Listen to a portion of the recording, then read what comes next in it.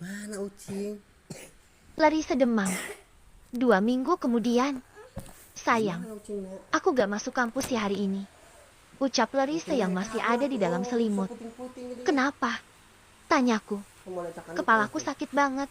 Badanku juga lemas. Jawabnya lemas. Aku mendekat padanya dan menyentuh keningnya. Benar saja, Larissa demam. Kita ke dokter ya? Ajakku. Nggak mau tolaknya. Kenapa nggak mau? Biar cepat sembuh. Nggak mau ah. Mau tiduran aja. Nanti pasti sembuh. Tolaknya lagi. Sa, kamu demam? Kalau dibiarkan bisa parah. Pokoknya nggak mau. Aku mau di rumah aja. Tapi gak akan ada yang temani kamu. Aku harus ke kantor. Biasi sedang tak ada. Kemarin dia mendapat telepon. Anaknya yang sakit saat itu meninggal dunia. Dia meminta izin padaki untuk cuti seminggu. Aku mengizinkannya. Aku tak bisa ikut dengannya untuk melayat. Karena lokasi sangat jauh dan aku juga sibuk. Jadi aku hanya mengucapkan belasungkawa dan memberikannya uang tambahan untuk pemulasaraan jenazah anaknya. Maka dari itu, jika sekarang aku meninggalkan Larissa ke kantor, maka dia akan sendirian saja di rumah. Aku jadi cemas kalau dianya sedang sakit. Hatiku takkan tenang meninggal dia sendiri.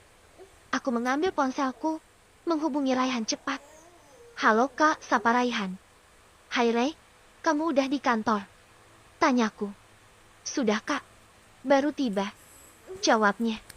Begini, saya nggak bisa ke kantor hari ini. Larissa sakit. Saya nggak bisa tinggalin dia sendirian. Kamu tolong handle semua pekerjaan saya ya. Bisa. Oh, baik kak, insya Allah saya bisa. Oke, kalau gitu saya tutup dulu. Baik. Aku mengakhiri panggilannya. Larissa memegang tanganku. Kenapa malah minta Kak Ray buat handle kerjaan? Siap yang suruh kamu gak ke kantor cuma buat temani aku di rumah? Tanya Larissa. Wajahnya terlihat kesal. Aku yang mau. Memang gak boleh. Tapi kan aku gak apa-apa. Cuma demam doang. Nanti juga sembuh. Tetap aja, aku gak tega ninggalin kamu sendirian. Lebih baik aku temani kamu di rumah daripada ke kantor. Percuma juga gak akan fokus.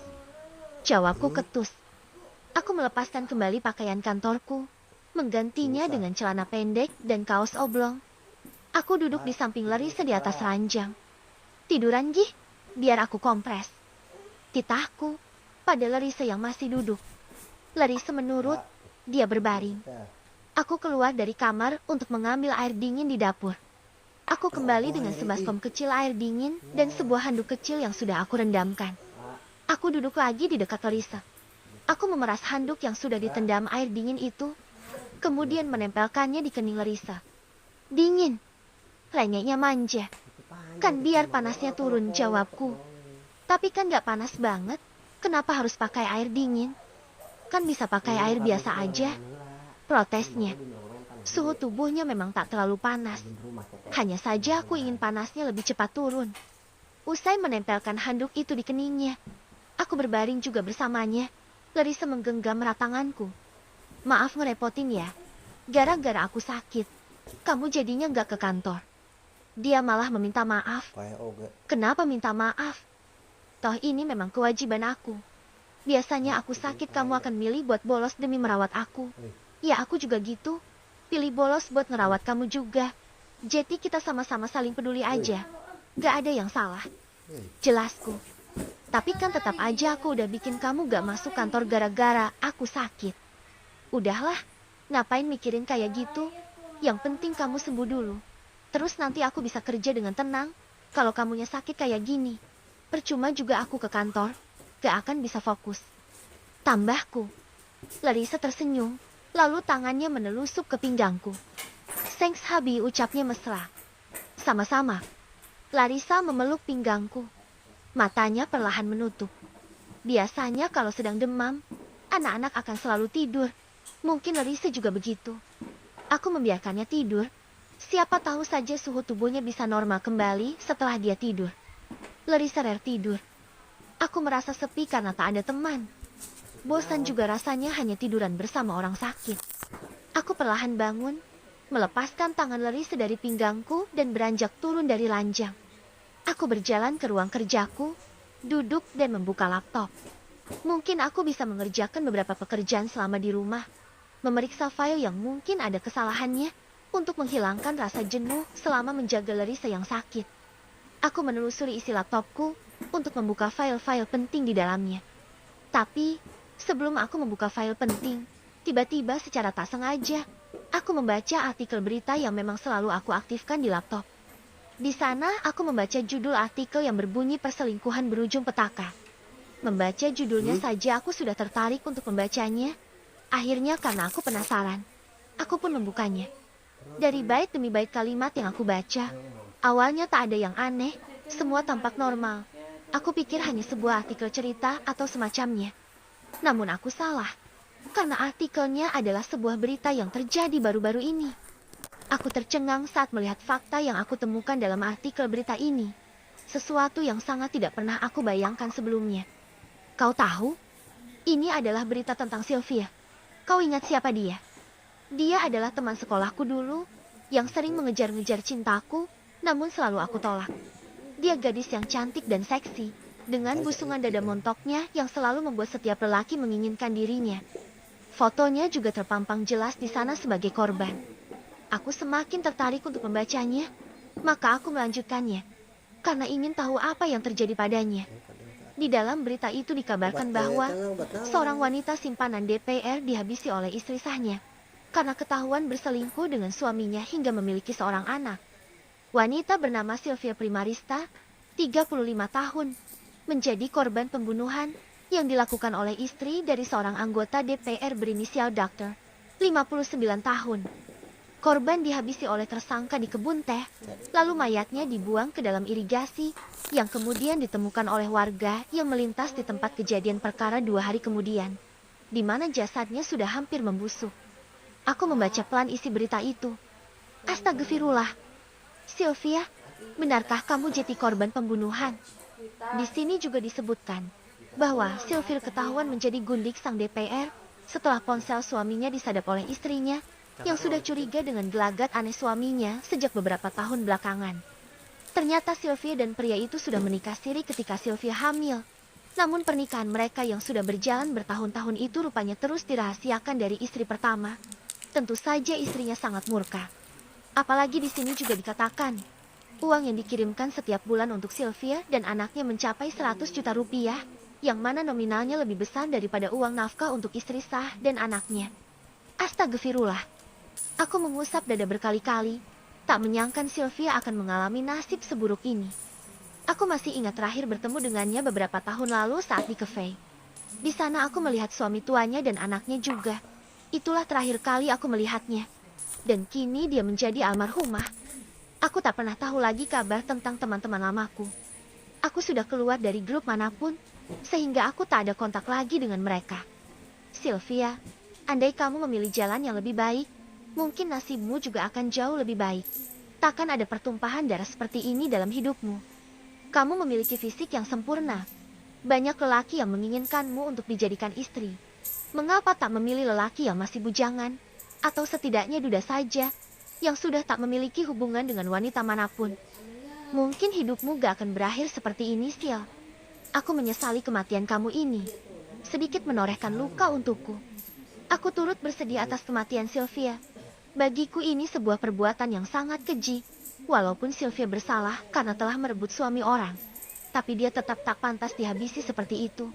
Dia lebih pantas diadili oleh hukum yang berlaku di negara ini. Nyawa manusia di zaman sekarang sudah layaknya nyawa seekor nyamuk yang tidak berharga, yang bisa diambil kapan saja oleh para manusia yang tak berhati. Rasanya, nyawa seekor sapi lebih berharga dari nyawa manusia. Di mana nyawa sapi harus dibeli dulu sebelum di PN GAL.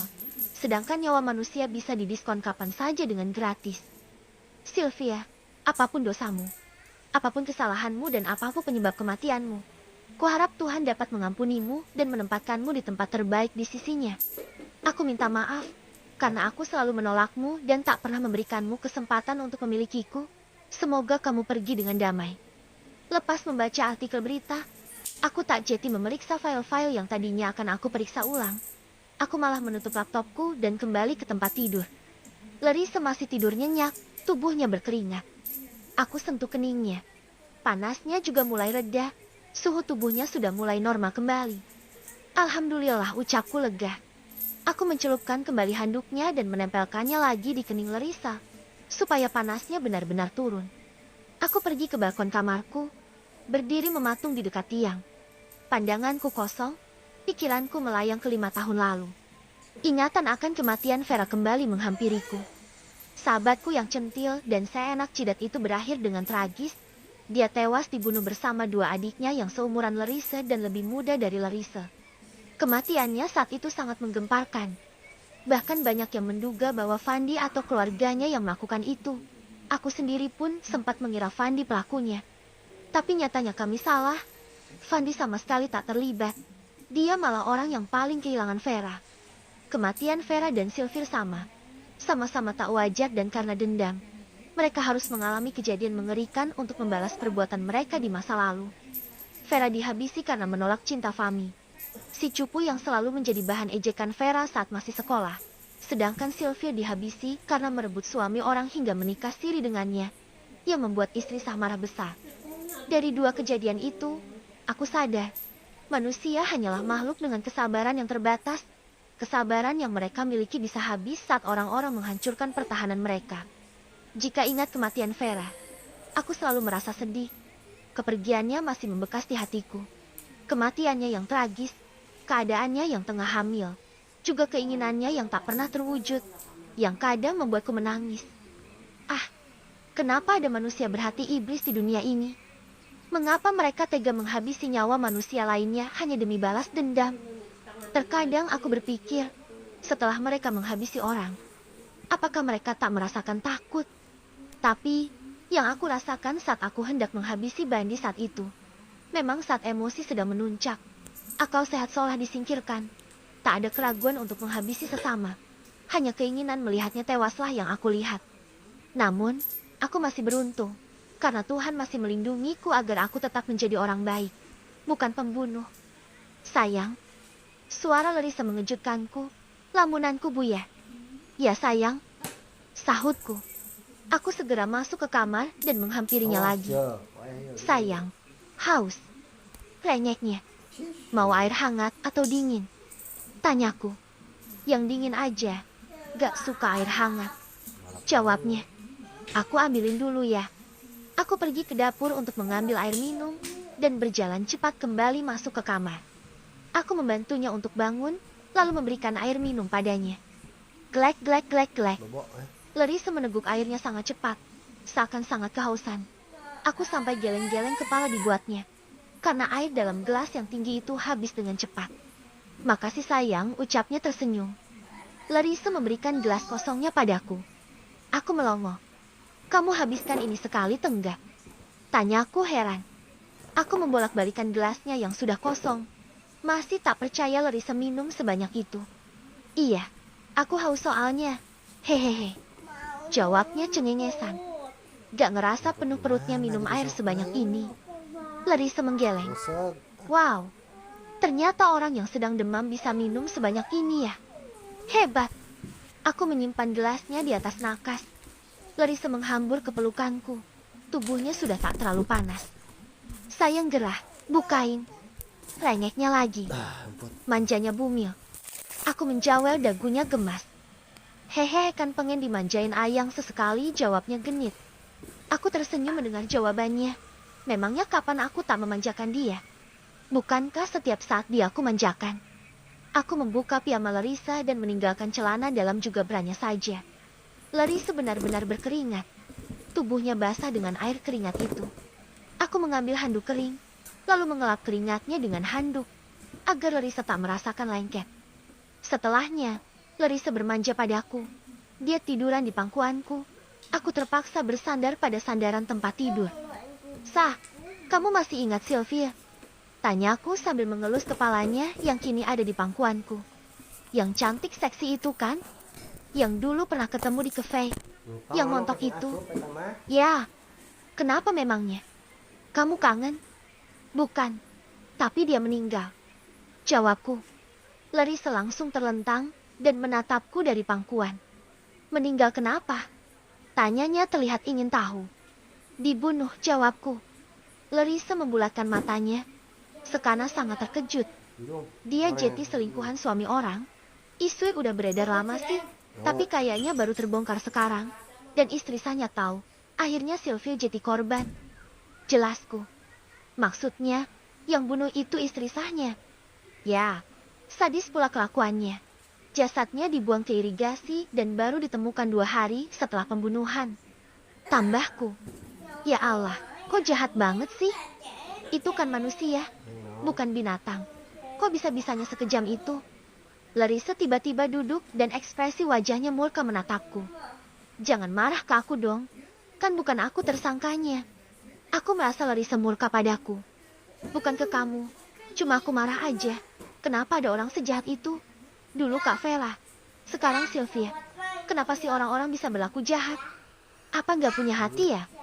Tutur Larissa. Namanya juga dikuasai hawa nafsu. Mana ada orang bisa berpikir jernih kalau pikirannya udah dibalut dendam. Jawabku. Kasihan. Lengutnya. Larissa sering seperti ini ketika mendengar ada wanita yang jadi korban pembunuhan.